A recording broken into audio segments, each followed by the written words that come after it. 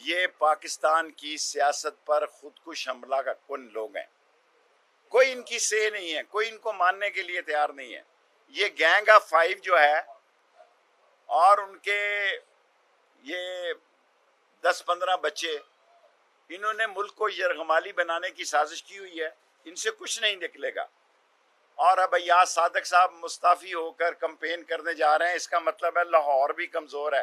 अय्याज सादिक साहब आए, किसी हल्के का इंतखाब कर लें और फैसला कर लें कि वोट को इज्जत देनी है या लोटों को इज्जत देनी है।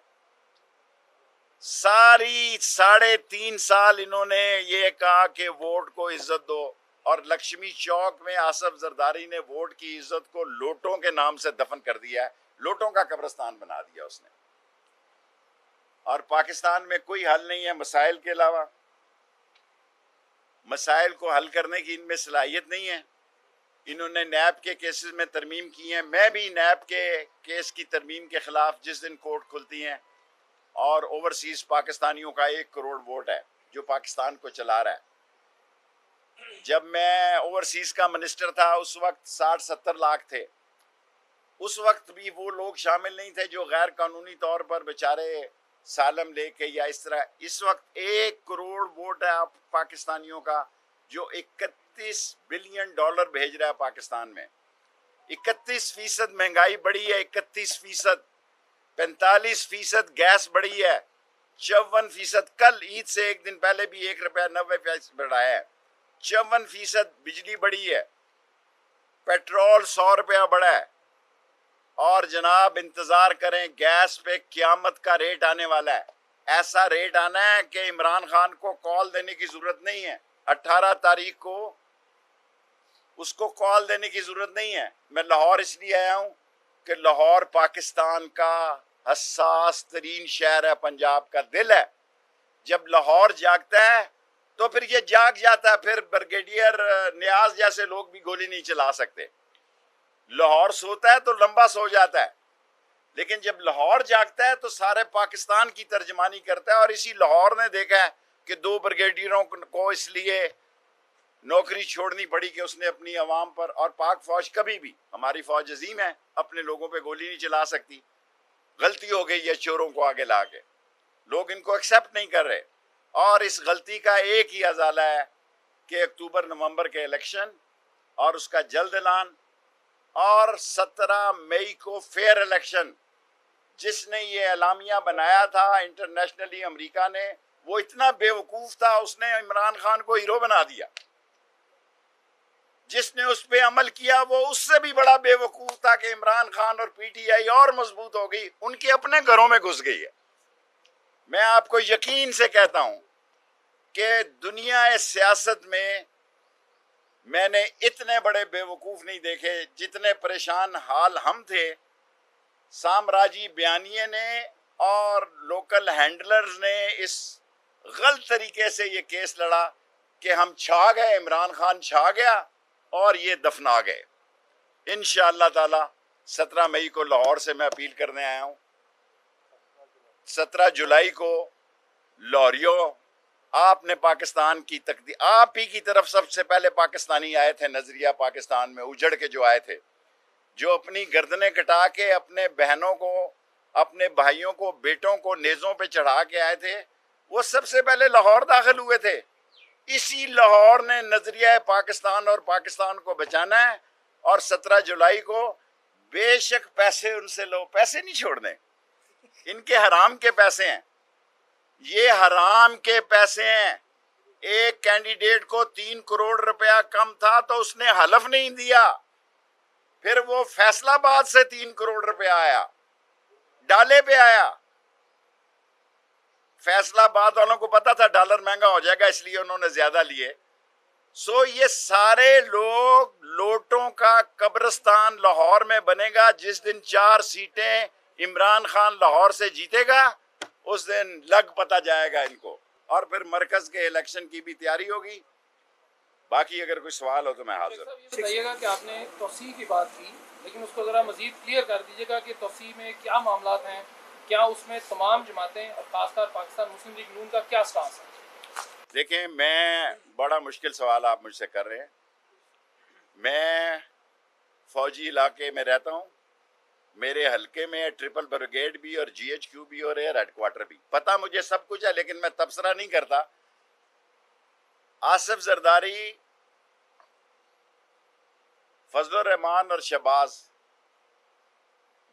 एक तरफ हैं, जो भी फैसला है या नहीं है। दूसरी तरफ नवाज शरीफ ने 3 दिन का टाइम मांगा है और दुआ करें पाक जगह पे सारे लोग हैं। फजलुर रहमान भी शैतान को कैंकरियां मारने गया, हालांकि हर किसी आदमी को इजाजत नहीं होनी चाहिए शैतान को कैंकरियां मारने की। यहाँ भी 1-2 कैंकरियां साथ ले आए, वरना प्रैक्टिस करके आए। बड़ा और छोटा शैतान यहाँ भी मौजूद है, 17 जुलाई को मारने। आर्मी चीफ की एक्सटेंशन के हवाले से क्या कहेंगे? मैं नहीं कहूँगा। आर्मी चीफ की एक्सटेंशन के हवाले से क्या कहेंगे? जिसका काम है वो कहे। आर्मी चीफ की एक्सटेंशन, मैं शेर हूँ, मैं समझता हूँ मैं इस तरह खुदकुश नहीं हूँ राना सनाउल्लाह और दस्तगीर की तरह, ना बेवकूफ़ हूँ कि अपने से बड़े सवाल का जवाब दूँ।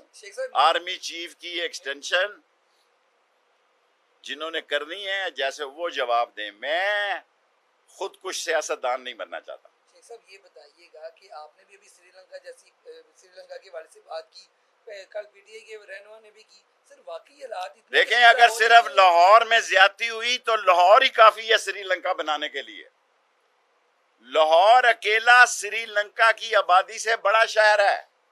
हम वैसे कहते हैं 22 करोड़ हैं, पर हम 24-25 करोड़ हैं, क्योंकि मुझे पता है रायशुमारी कैसे होती है इस मुल्क में। हम वैसे कहते हैं कि हम 20-22 करोड़ हैं, हम 24-25 करोड़ हैं। और 1 करोड़ के ओवरसीज वोटों के लिए मैं जा रहा हूं सुप्रीम कोर्ट और नैब की तरमीम के लिए। इन चोरों के खिलाफ केस नहीं खत्म होने चाहिए। चोर इनके हों या हमारे दौर में किसी के हों, किसी की माफी नहीं होनी चाहिए। तभी जमहूरियत को इज्जत है, तभी वोट को इज्जत है। भाई, मैं तो वजीर दाखिला रहा हूँ, मेरे पे तो कोई अल्लाह माफी दे।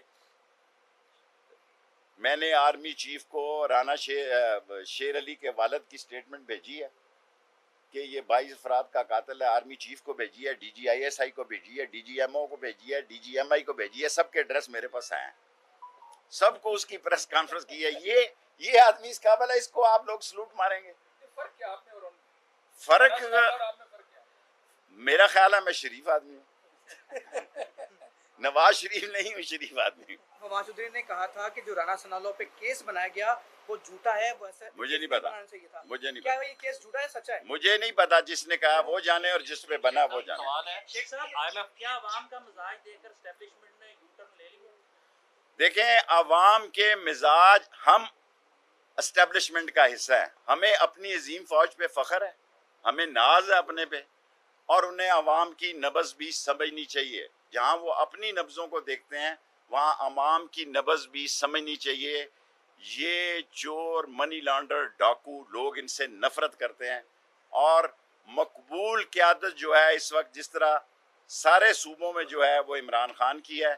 फेयर इलेक्शन करा दें, 20 की 20 सीटों पर हारने वाला भी कह फेयर है और जीतने वाला भी कह फेयर। Last 3 question. ये बता दें कि आसिफ अली जरदारी ने नोली को आगे लगाया हुआ है। आसिफ अली जरदारी करू आदमी है। अगले सेक्टर में उसका आप क्या देख रहे हैं पीपल्स पार्टी का? देखें, मैं जिस हल्के में रहता हूँ वहाँ आसिफ अली जरदारी का असर पड़ गया, और शहबाज शरीफ तो जो है वैसी तस्वीर सामने है। वो इंग्लिश में कहते हैं there is always face behind a case. वो तो कहता है जी हुक्म करो जनाब, हुक्म बजा लाता हूँ। वो अगली ताश लग रही है। मैंने आपको पिछली दफ़ा कहा था, अभी भी कहता हूँ कि 45 से 60 दिन अहम है। 10 दिन निकाल दो, ईद वाले आज 11 हो गई है, तो 45 दिन अहम है। इसमें सियासी फैसले होने हैं, बहुत बड़े सियासी फैसले होने हैं, और अल्लाह ताला हर किस्म के हादसे से पाकिस्तान को महफूज रखे।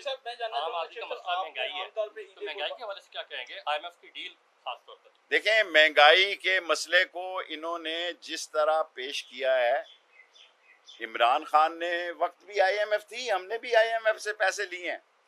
और जो राना सनाउल्लाह साहब ने कल कहा है कि हमें तिगनी का नाज निचा दिया, हमें किसी ने तिगनी का नाज नहीं निचाया।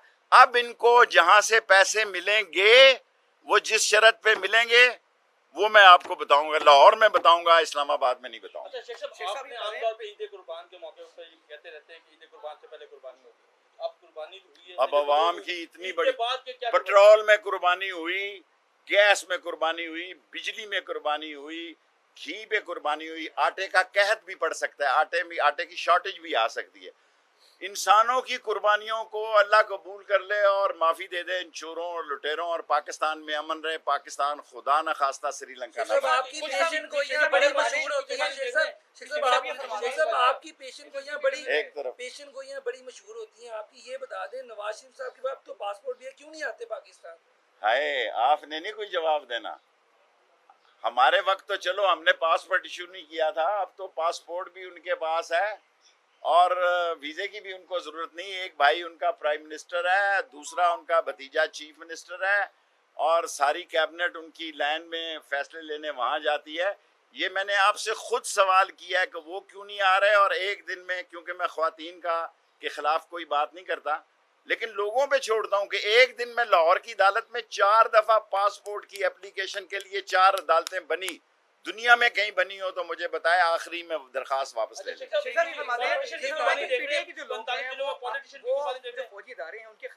कोई नहीं बोलेंगे हम फौजी इदारों के खिलाफ, क्यों बोलेंगे? कौन बोलता है? पीटीआई किसी कीमत पर भी फौजी है जी। जो बाइडन का तो आसफ जरदारी दोस्त है। आसफ जरदारी कहता है उसने ये मरासला बेचते हुए मुझसे टेलीफोन पे बात नहीं की, शायद वो भी टिकट ब्लैकिंग में कहीं मुलवस हो।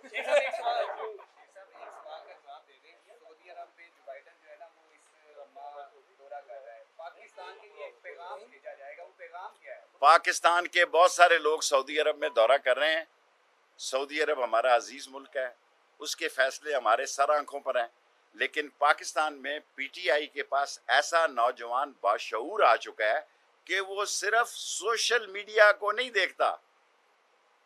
वो पीटीआई का नौजवान सोशल मीडिया से 2 हाथ आगे चला गया है। इसलिए मैं कह के जा रहा हूँ कि 17 जुलाई को तमाम लोग, फ़ज़ाई, हवाई, खलाई, दुशवाई, सारे लोग फेयर इलेक्शन पे जाएं, वरना ये ना हो कि लाहौर से ही सियासी गुमसान की जंग शुरू हो और सारे मुल्क में फैल जाए, और लाहौर ही काफ़ी है श्रीलंका बनाने के लिए।